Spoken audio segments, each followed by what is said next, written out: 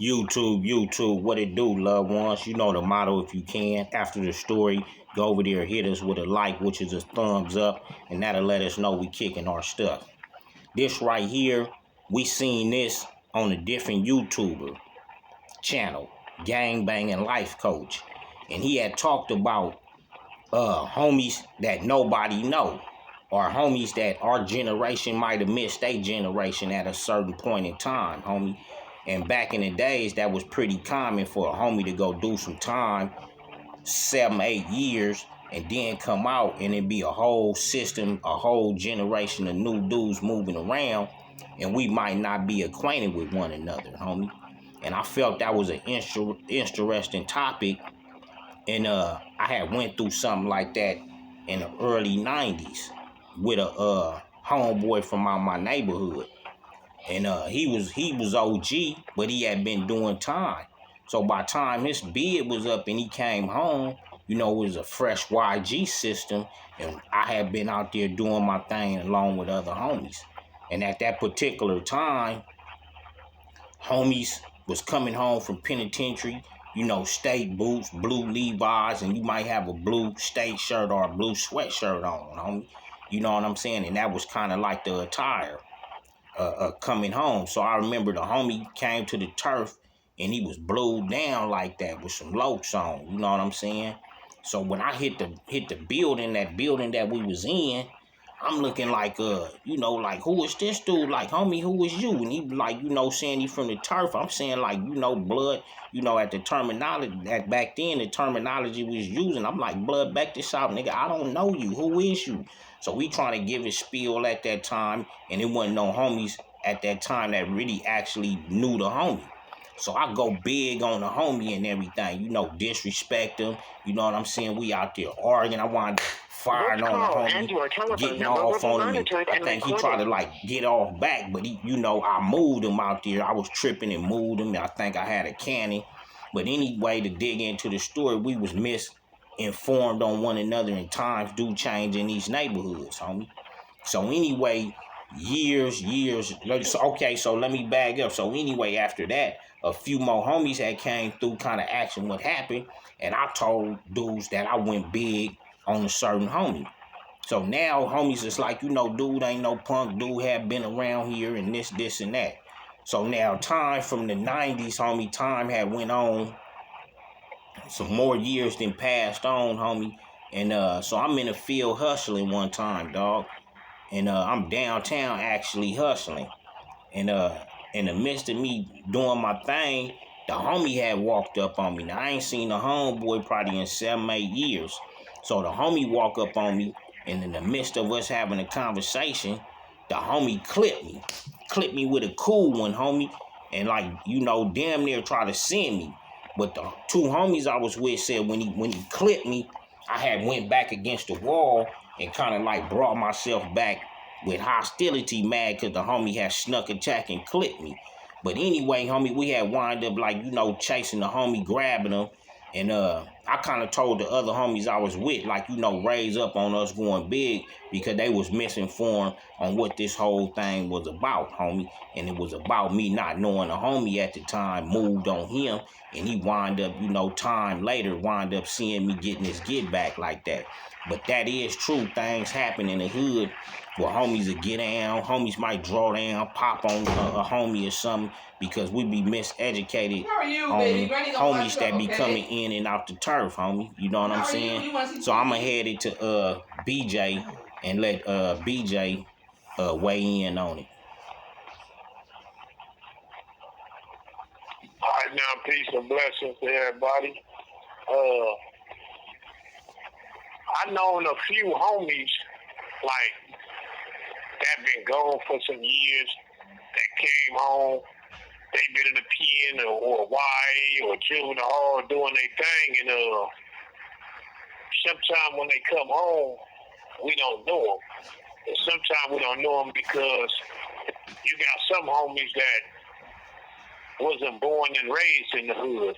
You know, you got some homies that got put on in jail. You know, they started claiming the hood in jail and never been to the hood, but they was in jail being an excellent prisoner, riding and doing everything they had to do. And when they got out, certain homies didn't know them. And when them homies didn't know them, sometimes the welcoming mat wasn't rolled out for them the right way. And then you got a lot of times you got homies that come home from the pen or Y or whatever, got a little size on them. They come home and they test the little homies because they don't know them. They be feeling some type of way, so they come home and the little homies be feeling like, I'm out here, I don't know you, you know what I mean? So if you come test me, I'm going to give you what you're looking for, you know what I mean? And a lot of times young homies don't do the homework to find out who you are.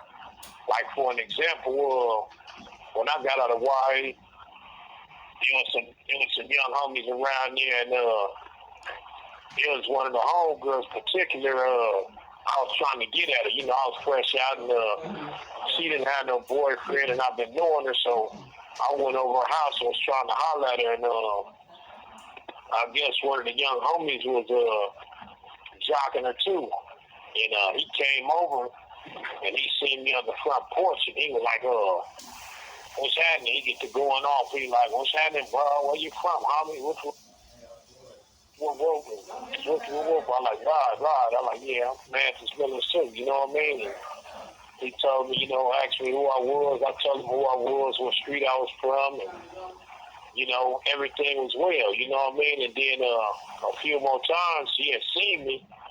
By then, he seen me with other homies that he knew. So, it was all good. The situation could have got ugly, you know what I mean? Because I could have been one of them dudes feeling like he better know who I am and this and that. But instead of me feeling like that, I felt like, hey man, good looking.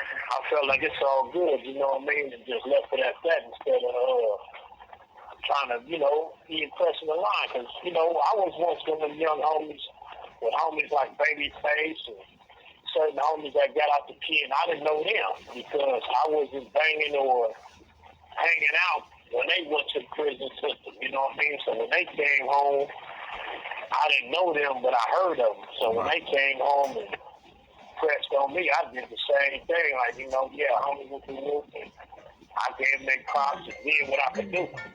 That's just the nature of things. And you got a lot of homies in the pen that got out that's real riders that homies don't know about. You got the homie Skeletor from Denver Lanes, LA Lanes, I was in jail with him.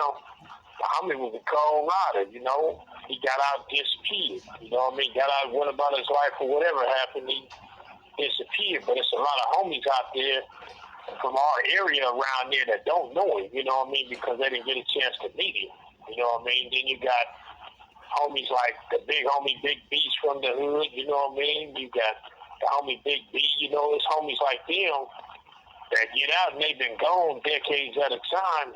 Homies don't know them, you got the homie Big Bodacious, Bodacious was in the pen before I was running around there. I never got to meet the homie, but I heard about it through stories and stuff like that.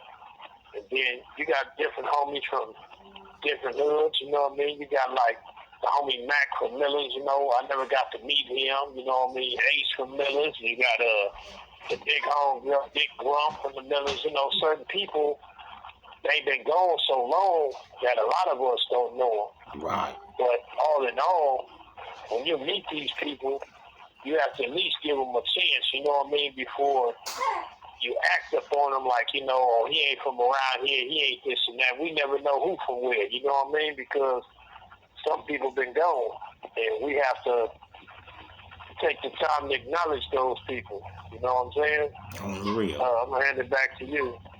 Hey, on the real, because what I learned about that experience with the big homie at that time was when these dudes started coming home from penitentiaries, homie, is, because we started getting cell phones then, so we started calling if certain homies wasn't on deck, because, back then, a homie would parole from the pen, and he'd come straight to your hood park. Well, our park was Roger Park, or they'd come straight to a main block, and like you said, by these different homies being in the system and missing our generation, we'd be misinformed. But now when the time started kind of moving, we started calling in like, man, the homie just hit the block. Y'all know this dude? And the homies would be like, yeah, that's the homie. You know what I'm saying? So we started bracing homies. So that's what I learned about that. When homies was coming home and was saying they was pushing the turf, homie, we started opening arm homies and getting the info and the rundown with homies. That's like one of my homies named, OG homie named Scully.